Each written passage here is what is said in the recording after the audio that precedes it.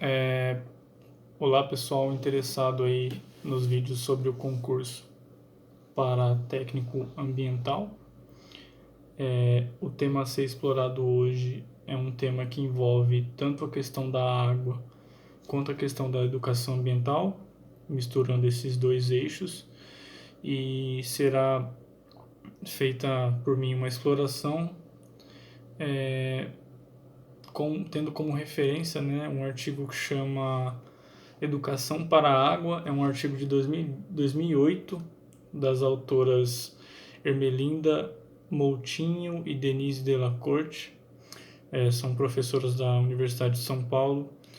e interessadas aí tanto na questão das geociências quanto na questão da educação ambiental. Bom,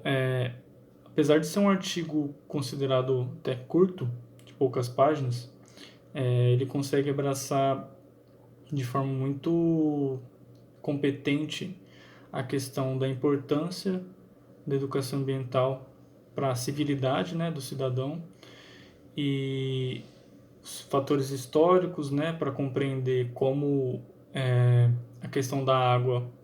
aparece no dia a dia dos estudantes, dos educadores, etc. E explora isso trazendo aspectos tanto históricos como locais, como aspectos de pesquisa e dentre outros. Então é um artigo muito profundo, muito complexo, apesar de curto. Enfim, eu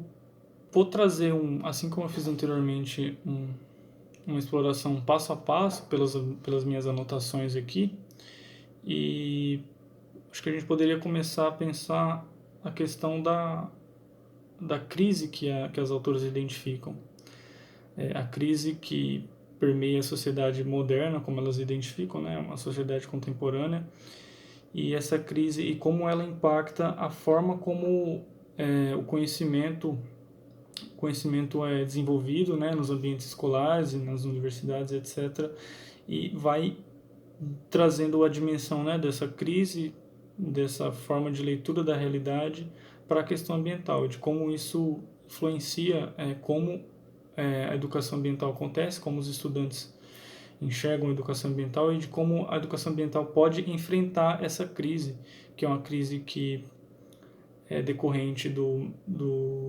da Revolução Industrial, do modo de produção capitalista, é decorrente da forma como as pessoas vivem hoje, da forma como as pessoas vêm vivendo nos últimos 2 séculos, e de como tudo isso permeia relações sociais e ambientais. Então, se tem relação social e ambiental, tem a questão da educação ambiental, por sua vez, influencia a questão da água, né, que é um dos eixos do artigo, e a questão das geociências, né, que está aí no objeto de estudo das autoras. Então, historicamente, ela traz que,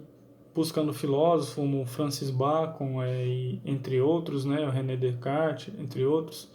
a água ela passa a ser vista apenas como um bem utilitarista e não como um aspecto fundamental da vida no planeta Terra e como um eixo importante da natureza que permite que tudo continue como está. Então, vem dessa crítica à noção utilitarista da água o início do seu texto. Então, essa crise, assim como eu havia falado anteriormente, ela é oriunda dessa questão de tratar a natureza apenas como um bem de utilidade, não como algo essencial. Como eu estava falando, ela encontra uma forma de abordar isso pela aproximação dos fatores históricos, né, que levaram ao desenvolvimento dessa noção utilitarista dos recursos naturais e da história da ciência em si e a educação ambiental, né, e trazer essa confluência, né, das noções históricas e da noção da educação ambiental auxilia na compreensão do quão complexos são esses fatores que desembocam, né, na situação ambiental atual. As autoras mostram que essa noção que visa uma quantificação da natureza, né, ao decorrer do tempo, perante as necessidades, né, da Revolução Industrial, do modo de produção capitalista, do modo de viver contemporâneo, prejudicam em muito a leitura da complexidade que a natureza tem. E são esses interesses desenvolvimentistas, né, como eu anotei aqui, da humanidade perante a natureza, que fizeram, né, com que ela fosse lida apenas como um bem utilitarista e, dessa forma, fizeram com que a natureza e a forma de estudar a natureza fosse sendo cada vez mais fragmentado, ou seja, o conhecimento fosse sendo separado em eixos específicos de acordo com os interesses dessa realidade que visa construir máquinas, que visa otimizar a produção e etc. Então aqui está um dos pontos centrais da crítica das autoras, né, que é a separação dos eixos de conhecimento, a disciplinarização e etc. E isso auxilia num processo que mascara o quão complexa é a natureza. Então isso esconde a complexidade da natureza, segundo as autoras. Para tocar nesse assunto da segmentação que eu venho falando, elas buscam um autor clássico, que é o René Descartes, e falam sobre a concepção mecanicista que ele tem do universo e da natureza. É uma concepção que fragmenta, né, a ciência e trata claramente a natureza apenas como um bem utilitarista. Em oposição a esse eixo utilitarista, elas trazem um autor que chama D'Alembert, e a concepção dele é uma concepção organicista, é uma concepção que faz uma leitura de uma natureza, de uma estrutura do planeta, etc., como se fosse um corpo, um organismo. E esse organismo, esse corpo, ele só funciona com o equilíbrio das partes. Então, aqui a concepção já carrega uma complexidade que não é vista anteriormente na visão mecanicista, né? A complexidade inerente da natureza, que é uma complexidade do equilíbrio, a complexidade das inter-relações. Como eu havia dito, após a Revolução Industrial e a predominância do modo de produção capitalista, há uma intensificação da divisão social do trabalho, né? Junto com isso tem um aumento da desigualdade e uma heterogenização das relações sociais. E tudo isso vem na mesma esteira da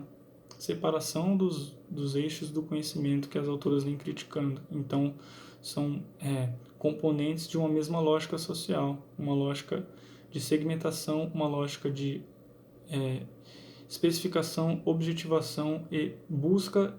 do atendimento aos interesses específicos de acordo com cada necessidade, de acordo com a demanda da indústria, com a demanda da lógica do capital. E é nesse caminho que vem um ponto-chave para a compreensão dessa crítica, que é que esses saberes parcelados, eles não dão conta de resolver os problemas complexos da vida real, né? Então, esses problemas específicos que precisam de uma visão integral, de uma visão que considera as diversas esferas e suas relações, ele não é atendida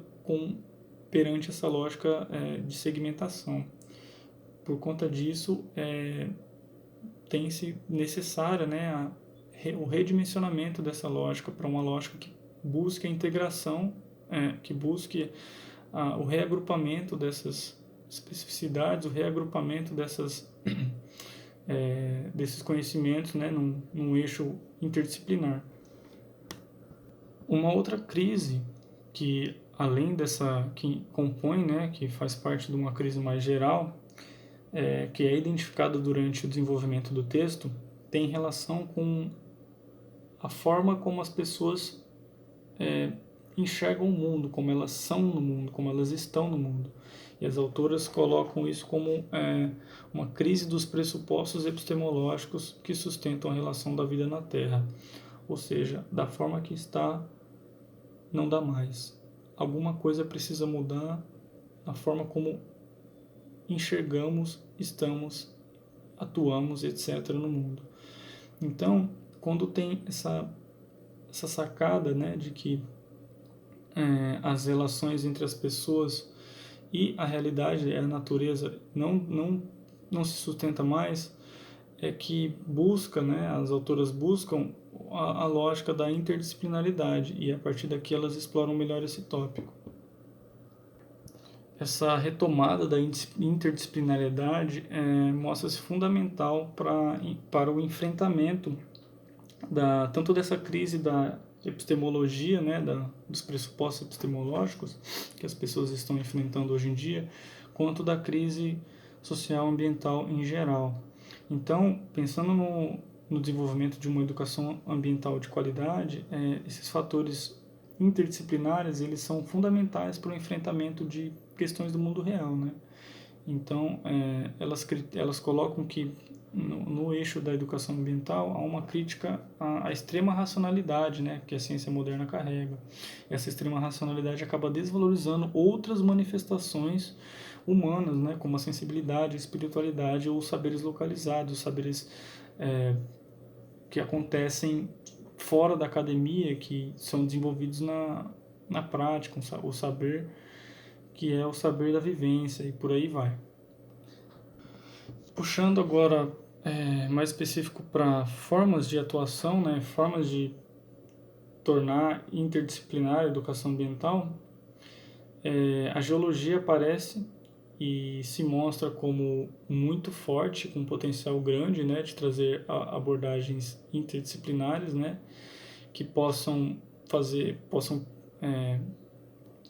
desenvolver noções sobre o meio físico, né, sobre as formas de energia, sobre escalas, sobre a questão do tempo, do espaço e por aí vai. E as autoras enfatizam, né, esse caminho, né, a partir da geologia. Está na geologia também um aspecto que é pontual desse trabalho, que é considerar o trabalho de campo, né, dentro da educação ambiental.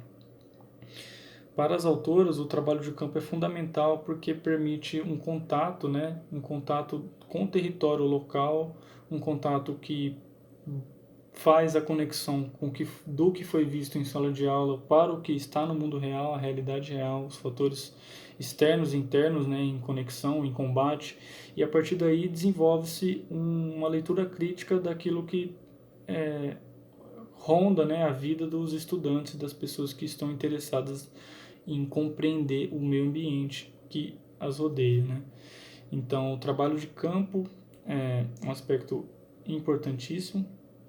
e a partir disso, né, o texto também desenvolve a questão das bacias hidrográficas, porque um dos temas do texto, como eu havia dito no início, é a questão da água. Então, dentro dessa perspectiva, o texto traz alguns exemplos que são desenvolvidos na região de Campinas, em São Paulo, com a bacia do Ribeirão Ayumas, por exemplo, aqui em Campinas, onde professores, pesquisadores fazem o contato direto, né, com duas escolas e desenvolvem trabalhos de campo visando fazer uma leitura crítica, né, da ocupação espacial, da poluição, do histórico, de como aquele rio e de como aquela bacia hidrográfica acontece hoje, como ela era anteriormente, de como isso pode dar pistas sobre o futuro do município e sobre a forma como o município se estruturou, né, no caso do município de Campinas. Então, esses aspectos são explorados durante o texto e enfatizados, né, a questão da saída a campo, muito importante, e a questão do uso das bacias hidrográficas como um referencial para o estudo de campo e para a educação ambiental. E elas colocam também um trecho que especifica, né, a questão da bacia hidrográfica, que diz que a bacia hidrográfica, né, ela é adotada na Política Nacional de Recursos Hídricos, que é uma lei de 97, como uma unidade territorial que abrange cursos de água que são catalogados como principal tributário, mas não necessariamente abrangendo os aquíferos. E, além disso, né, as bacias hidrográficas constituem-se unidades básicas de planejamento do uso, da conservação e recuperação dos recursos naturais, definido, né, pela Lei Nacional de Política Agrária. Então, a bacia hidrográfica acaba sendo um referencial de noção socioespacial, de noção ambiental de um município, de uma região, dentro de um estado, e o seu estudo dentro de um campo de educação ambiental é importantíssimo para a noção geral, né, do ambiente, a noção geral da complexidade daquele lugar, porque a bacia hidrográfica ela tem o potencial de contextualizar historicamente, né, aquela região, de contextualizar as disputas políticas dos diversos atores que ali estão, né, carrega também a possibilidade de ser interdisciplinar e dá muita margem para a exploração de atividades pedagógicas diversas, né? Então, a bacia hidrográfica aparece como um recurso aí pedagógico e além de um recurso de delimitação espacial fundamental para os estudantes e os pesquisadores da questão ambiental e da questão das águas. Encaminhando para o encerramento da minha exploração desse artigo, as autoras trazem, né, um eixo sobre um curso, né, que foi realizado na época na USP pelo grupo TEIA, né, que é um grupo de educação ambiental lá da USP,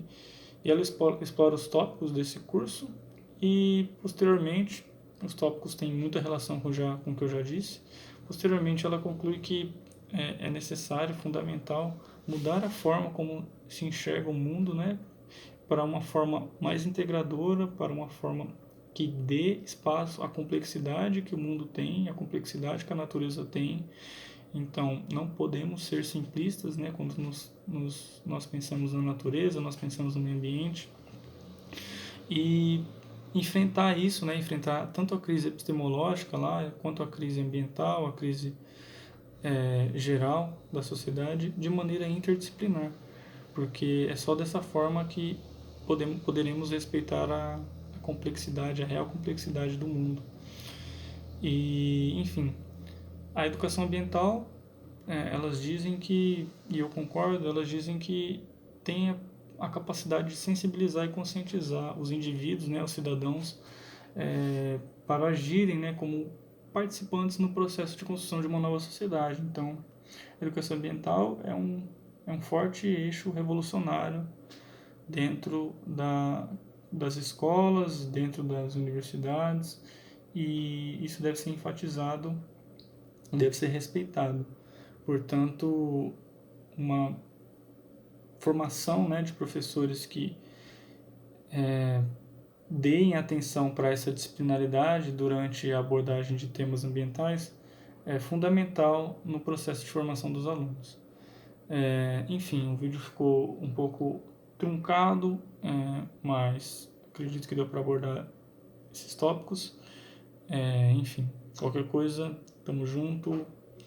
e até o próximo. Valeu!